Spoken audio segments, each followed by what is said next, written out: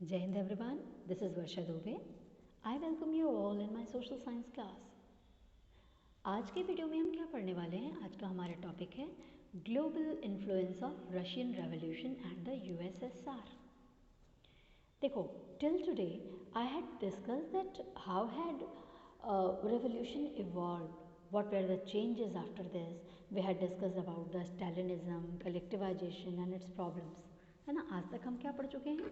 कौन कौन से रेवोल्यूशंस हुए, कैसे हुए, उनका क्या, उसके कारण क्या चेंजेस आए, उसकी बैकग्राउंड स्टोरी क्या थी, है ना. लास्ट वीडियोस में तो हमने स्टैलिनिज्म और कलेक्टिवाइजेशन और उससे होने वाले प्रॉब्लम्स के बारे में भी डिस्कस किया. So in this way we had seen that what is socialism and how has it evolved with the perspective of Russia. Russia के पर्सपेक्टिव से तो हमने देख लिया कि सोशलिज्म क्या है, क्या था और कैसे वहाँ पे सोशलिज्म जो है वो स्टैब्लिश होता है.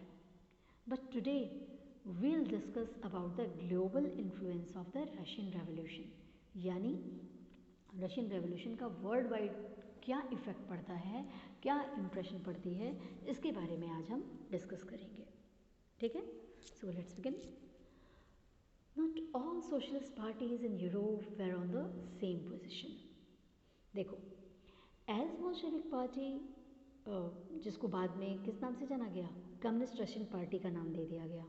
ठीक है, हो सकता है मैं आगे कम्युनिस्ट रशियन पार्टी भी बोलूँ, तो you should keep in your mind that Bolshevik party का ही नाम आगे जा कर के कम्युनिस्ट रशियन पार्टी हो गया था.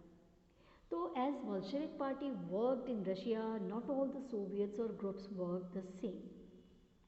The style of working were not same. बहुत सारे सोवियट्स बने थे रशिया में उस समय, उन्हीं में से एक था ये आपका बोल्शेविक पार्टी. लेकिन ज़रूरी नहीं थी कि जितने भी सोवियट्स बने थे, जितने भी ग्रुप्स बने थे, सबके काम करने का तरीका एक जैसा हो, है ना. उनकी वर्किंग स्टाइल जो थी वो अलग अलग थी, है ना, एक जैसी नहीं थी. दे वर नॉट सेम. फिर है the support for socialism was due to possibilities of workers state, है ना. कहता है कि the other socialist party of the world support socialism. जो दुनिया के और भी देशों में सोशलिस्ट पार्टी बन रही थी धीरे धीरे, उन्होंने भी सोशलिज्म को सपोर्ट किया because of the workers state. यानी जो वर्कर्स की स्थिति थी उनको देखते हुए बाकी पार्टीज़ में ने भी दुनिया के सपोर्ट किया. The idea of possibilities of workers state attract people of the world for socialism. जब आप ग्रेजुएशन में जाओगे तो मार्क्स को आप डिटेल में पढ़ोगे. एक पूरी, अगर आप ग्रेजुएशन में पॉलिटिकल साइंस सब्जेक्ट लेते हो तो वहाँ पे बहुत डिटेल में समझाता है कि कैसे जो क्लास कॉन्फ्लिक्ट होता है, वर्ग संघर्ष की पूरी बात की है मार्क्स ने अपनी उस बुक में. और ये रशिया का ही था पूरा इंसिडेंट, यही जो मैं अभी आपको पढ़ा रही हूँ. यहाँ तो आपने बहुत शॉर्ट में पढ़ लिया, उसमें पूरा देता है वो बुर्जुआ और सर्वहारा वर्ग का नाम देता है मार्क्स, है ना. और कहता है कि इनमें कॉन्फ्लिक्ट होगा और एक दिन ऐसा आएगा, कहता है कि आप उठो, वर्कर्स को आप उठो, और लेबर क्लास को बोलता है कि आप खुद से आपको आगे बढ़ना होगा, हिम्मत करके इनको गद्दी से उतार करके खुद इनको ओवरथ्रोन करके खुद आपको बैठना पड़ेगा. ठीक है ना, एक पूरी अपील करता है. तो हम कह सकते हैं कि सोशलिज्म जो था, वर्कर्स स्टेट की ये कल्पना कर रहे थे, यानी जो वर्कर्स हैं उनका राज्य बने, है ना. This idea attracted the people of the world for socialism. इससे दुनिया के तमाम हिस्सों में मौजूद जो वर्कर्स थे वो सोशलिज्म की तरफ अट्रैक्ट हुए, क्योंकि उनके लिए नई बात थी.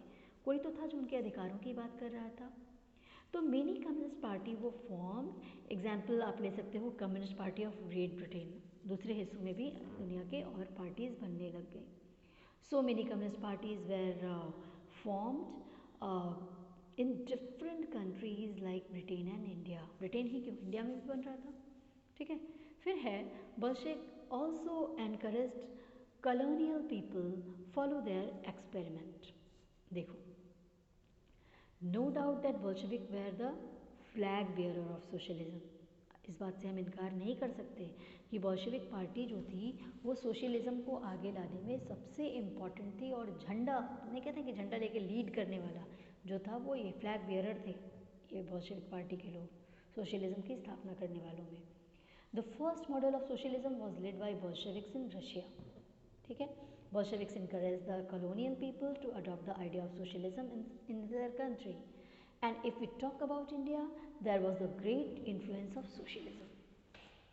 बोल्शेविक पार्टी जो थी वो दुनिया के और जो कॉलोनियल पीपल थे, कॉलोनियल कंट्रीज थी, उनको भी अपील कर रही थी कि आप भी सोशलिज्म का आइडिया अपने यहाँ अडॉप्ट करो.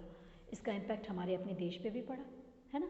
पंडित Nehru went to Russia and impressed with ideology. M N Roy, Nehru ji and so many leaders of India supports the ideology of socialism. Nehru ji खुद रशिया जाते हैं और वहाँ जा कर के इस आइडियोलॉजी को समझते हैं, और भारत के और भी लोग, खुद नेहरू जी, एमएन रॉय, बाकी लोगों ने क्या किया, इस आइडियोलॉजी को सपोर्ट किया, सोशलिज्म की आइडियोलॉजी को. फिर है conference of people of the East 1920. देखो, people had conference to had the discussion over socialism, है ना. लोगों ने एक अपनी कॉन्फ्रेंस, एक अपनी मीटिंग बुलाई और उसमें डिस्कस किया किस पर, सोशलिज्म के बारे में. फिर है कमिंटर्न. एंड कमिंटर्न क्या है, एन इंटरनेशनल यूनियन, या फिर कह सकते हैं कि एक प्रो बोल्शेविक सोशलिस्ट पार्टी, यानी जो बोल्शेविक पार्टी के बनने के पहले जो सोशलिज्म आइडियोलॉजी को थोड़ा थोड़ा प्रमोट कर रही थी, उसको बोलते हैं प्रो बोल्शेविक सोशलिस्ट पार्टी. इन लोगों ने भी काम किया इसके लिए. Comintern was the group of all pro-Bolshevik party who were the supporter of this, and in this way the root of socialism gradually becomes strong in different countries. Russia के साथ साथ दुनिया के बाकी हिस्सों में भी सोशलिज्म ने अपनी जड़ों को धीरे धीरे धीरे स्ट्रॉन्ग करना शुरू कर दिया. ठीक है. फिर है education in the USSR, communist university of the workers of the east. अब ये क्या है, देखो, people used to go achieve education in their university, especially from the colonial countries of the east like Japan, China, India, etc. लोग जो थे वो colonial period से आज़ाद होना चाहते थे, है ना. और इस वजह से इन्होंने क्या किया, ये क्यों जाते थे education in their, specially the colonial countries of the east like Japan, China, मतलब बहुत सारे जगहों पे लोग चाइना, जापान, इंडिया जा कर के क्या करने जाते थे, यूनिवर्सिटी में वहाँ के पढ़ने जाते थे, एजुकेशन अचीव करने जाते थे. उस समय का एक ट्रेंड भी था.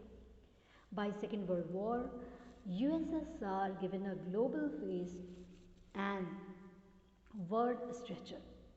देखो क्या होता है, यूएसएसआर या फिर हम कह सकते हैं Soviet union government global support to the idea of socialism by second world war. Second world war आते आते सपोर्ट मिलने लग जाता है, and we can say that had given their idea a global face till second world war. और इस तरीके से सेकेंड वर्ल्ड वॉर आते आते इस आइडियोलॉजी को एक ग्लोबल फेस मिलना शुरू हो जाता है.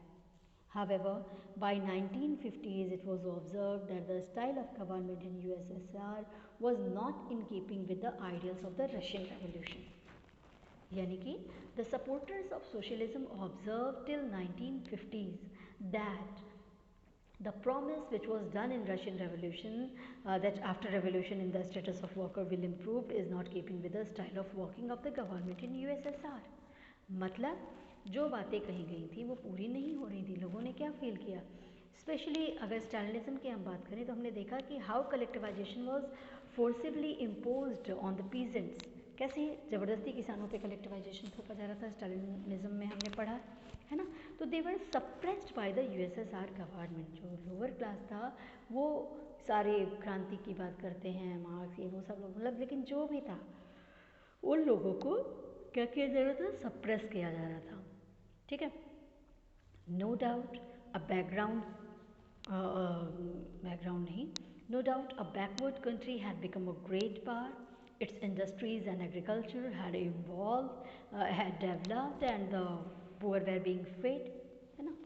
तो कहता है कि that there is no doubt that at that time of revolution condition of Russia was not good. इसमें कोई शक नहीं है.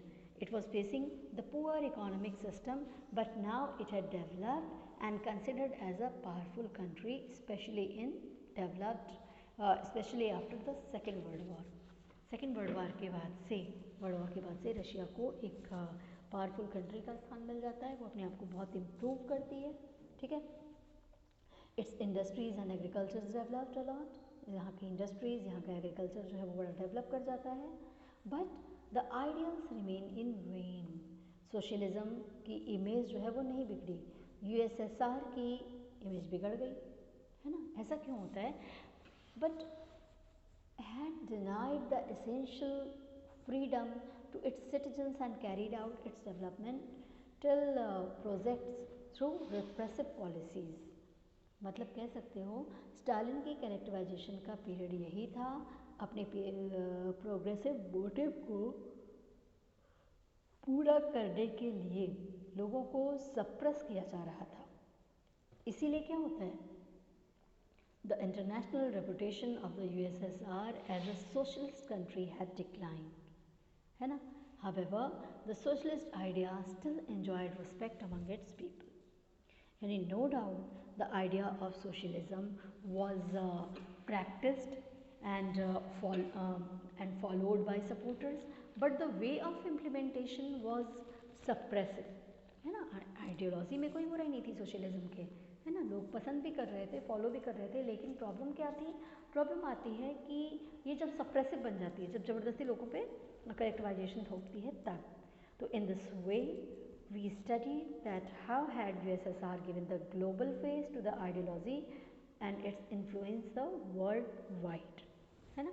इस तरीके से हमने देखा कि किस तरीके से यूएसआर जो है ग्लोबल फेस देता है किस आइडियोलॉजी को, वहाँ की जो सोशलिज्म की आइडियोलॉजी है ये पूरी दुनिया में जानी पहचानी जाने लगती है, ठीक है। फिर अब अगर हम बात करें तो now we had completed our chapter, हमने चैप्टर अपना पूरा ख़त्म कर लिया। अब थोड़ा सा लास्ट में मैं आपको ये भी बता दूं कि किस तरीके के question, which kind of question can be asked. मैं ये नहीं बोल रही हूँ कि एग्ज़ाम में यही आएगा, कहीं से भी कुछ भी पूछ सकता है, ठीक है। तो फ्रीक्वेंटली आस्क्ड क्वेश्चन पे हम थोड़ा सा चर्चा अभी कर लें। तो अगर हम बात करते हैं तो कभी कभी पूछता है, कहता है आपसे explain liberals, radicals and conservatives. ये मैंने आपको उसमें बताया भी था कि लिबरल्स, रेडिकल्स और कंजर्वेटिव्स कौन है। इंडिविजुअल एक का भी पूछ सकता है और तीनों का कलेक्टिव आपसे कंपैरिजन भी पूछ सकता है, ठीक है, इंपॉर्टेंट है ये। फिर है with the industrial change in the society the demand for social change was also observed and कहता है कि कैसे इंडस्ट्रियल चेंजेस के आने के साथ साथ सोशल चेंजेस भी आते हैं, इसको एक्सप्लेन करो।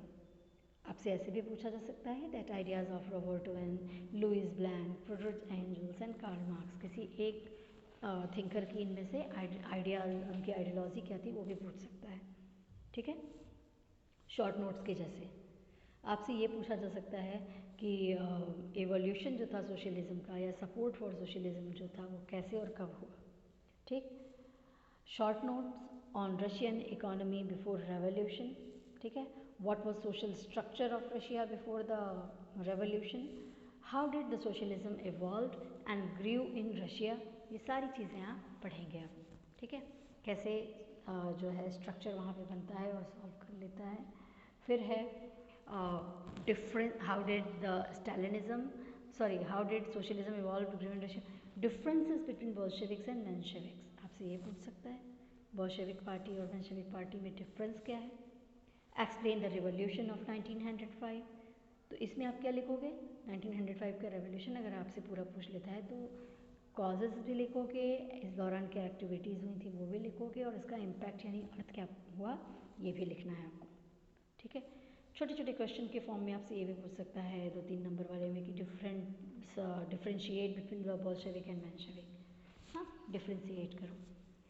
तो अगर हम देखें तो हमने अपने चैप्टर को थ्योरी पार्ट पे भी और हर तरीके से आपको आज कंप्लीट कर दिया, ठीक है। अगले वीडियो में मिलते हैं नई चीज़ों के साथ। Till then stay connected, keep learning, good bye. Please like, share and subscribe my video. Stay connected, keep learning, and don't forget to hit on the bell icon to get the notification of my upcoming video. Till then, goodbye. Jai Hind.